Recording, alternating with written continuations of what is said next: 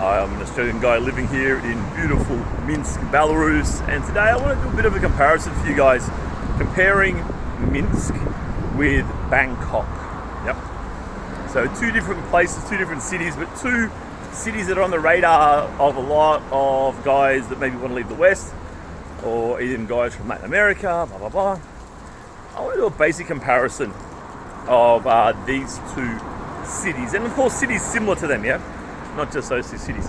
So, I mean, first of all, Minsk, look at this, man. I'm going to turn this camera around for you guys. Look at this.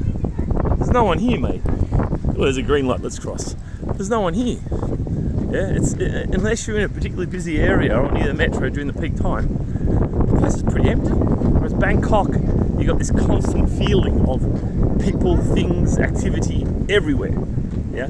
So if you like the spokojno, you like the relaxed life, the regulated, relaxed life, this is for you. If you like the energy and the convenience and all that extra stuff, then definitely Bangkok's more for you. Now, Bangkok, of course, stinks.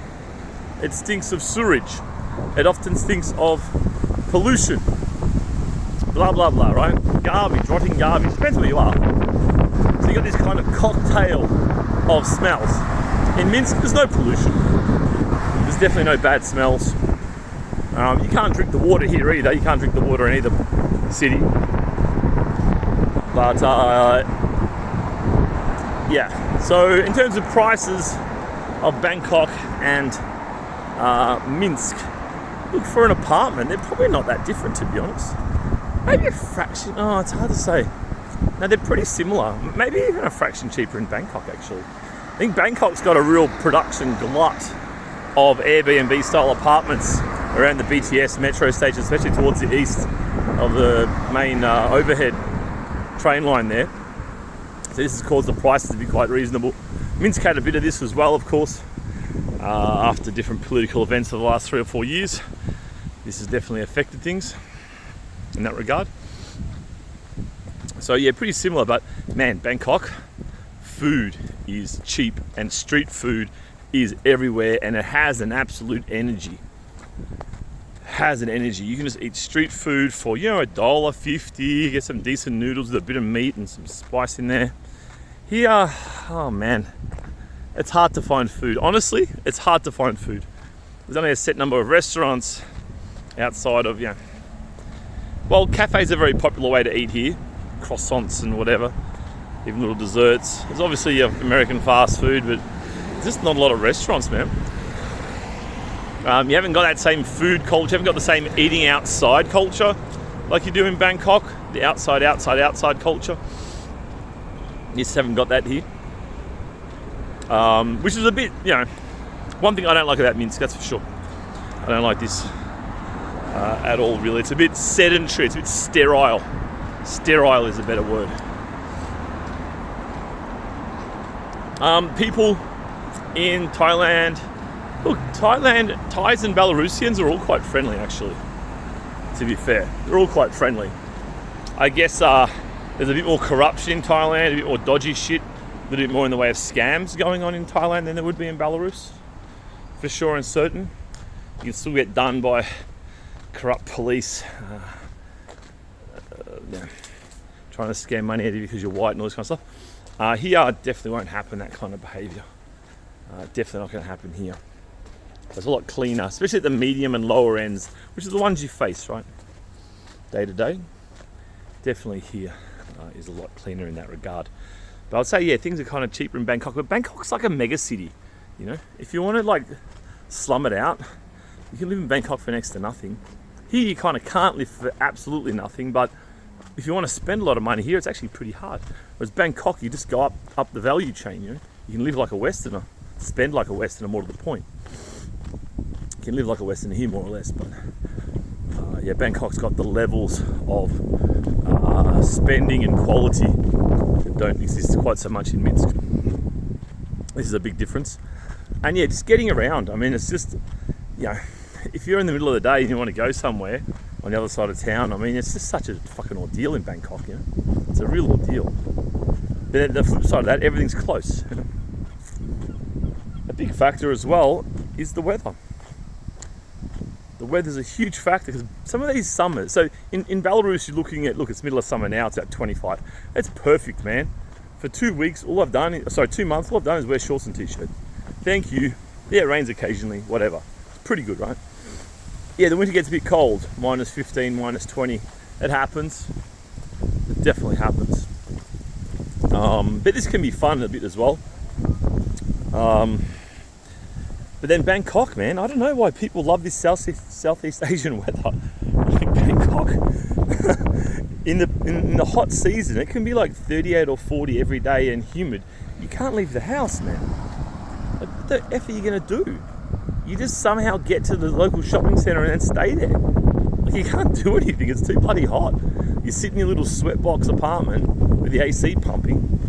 It's not really much of a life, mate, to be honest. I'm not a fan of this kind of weather. I don't know who really is. You've got to be a bit of a friggin' sicko, to be honest. I think people are just like programmed, oh, warm is good. It's like not 40 degrees and humid, mate, every day. Jesus Christ. Definitely not a goer. Definitely not a goer. Whereas here, look, yeah, the cold's brutal. But if you got minus 15 or plus 40, give me the minus 15, man. I'll put a coat on. It's okay, yeah? We'll live. But bangers, Jesus, 40 every day. For months on end. No way in the world do I want to deal with that crap. Of course, in Thailand, you can pick places further in the north. It's a lot cooler, and that's really quite pleasant, actually. But talking about Bangkok in particular, oh, man. It is not good. Yeah, you got dating. Everyone wants to talk about dating. Look, I think probably Thai girls are more, they're a bit more open. I don't know. So I think the core of every culture is not that open, right? That's just the nature of things. But yeah, if you want like a date that's actually a date, there's a lot of quote unquote dates here that foreigners go on aren't actually dates, you know. They might think they are, but they're wrong. Whereas Thailand, I think most of the time, if you go on a date, it probably would be a date, I would say, mainly. But there's stuff that goes on there as well, but yeah. Less common maybe than here. So probably the dating side of things is a bit more authentic there, I would say. Different mentalities of the girls, you know, much different mentalities of the girls. Here versus there. Thai girls will tend to be more relaxed. Can be a bit erratic, but a bit more relaxed and polite. Here tend to be a lot more stubborn. Probably a weakness of Belarusian girls is they're not very good at negotiating. I mean, they're just kind of, I mean, they are, you know, early on when things are new and interesting and whatever. But once the initial bonding hormones wear off, just the same reports I get over and over from guys is just how stubborn they become, how they just don't negotiate, how they become petty, and it really becomes often quite unpleasant over a period of time. This depends on the age of the girl, of course, the generation of the girl, really a lot on the generation of the girl. The generational change here in Belarus is probably faster than it is in Thailand. Although it's obviously fast in both places. But yeah, anyone I hear dealing with probably women under 35, I kind of hear the same thing, similar feedback coming back from people. Whereas that slightly older generation, a bit more calm, a bit more reasonable as people. Again, just general feedback I get from all sources, passing it through to you. Visas, also, there's look, in the end of the day, if you want, look, short-term visas, obviously just show up to Bangkok. They keep changing it, but I believe at the moment it's 2 months. But as I say, they change it and they don't implement it, and they change it and they don't implement it, and it's a bit of a circus. The same thing happens here with the crossing the border of foreigners crossing between Belarus and Russia. They've been trying to line this out for about 3 years now, and it still hasn't worked yet. And every time they announce that, you're going to be able to, as a foreigner, travel to one country with the visa of the other, all the expats, we just look at each other and like, lol. Who wants to be the idiot to test this and get freaking detained? No thanks. So yeah, there's a lot of competition going on though in Southeast Asia. These countries having to compete against each other to get people in. But here for short-term visas, you're a bit limited, really. You've got obviously 30 days coming through the airport. But then they've just changed it now. You can cross, or EU citizens can cross in the bus from Lithuania. But otherwise, getting long-term visas here is cheap, man. You can just get a dacha. Freaking 5, 6, 7 grandish. and you're pretty much good to go forever to live here. Whereas Thailand costs more than that. I don't know what their investment program is, but all their longer term visas are quite expensive, relatively speaking. So it's probably cheaper to live here, and you can buy land here as well in Belarus.